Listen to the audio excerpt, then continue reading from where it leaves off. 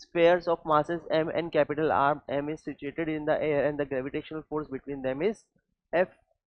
The space around the masses is now filled with the liquid of specific gravity free. The gravitational force will now, अब gravitational force कितना होगा अगर हमने उसके बीच दो planets के बीच में या दो spheres के बीच की free space को किससे fill कर दिया, एक ऐसे मटेरियल से, ऐसे लिक्विड से जिसकी स्पेसिफिक ग्रेविटी कितनी है, 3 है।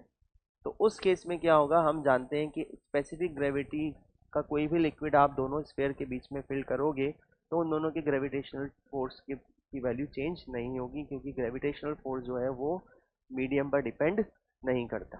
ठीक है, तो इसका एक सीधा सा आंसर है कि ग्रेविटेशनल फोर्स जो है वो दो पार्टिकल्स के बीच में ग्रेविटेशनल फोर्स मीडियम पर डिपेंड नहीं करता। स्पेस में भी वही वैल्यू आएगी और किसी मीडियम में अगर उन पार्टिकल्स को या उन ऑब्जेक्ट्स को रख दें तो उनके बीच में ग्रेविटेशनल फोर्स की वैल्यू भी वही आएगी जो फ्री स्पेस में आती थी। तो मीडियम पर ये फोर्स डिपेंड नहीं करता, तो इसका आंसर आएगा एफ। पहले भी फोर्स एफ था और मीडियम रखने के बाद भी फोर्स कितना होगा, एफ ही होगा।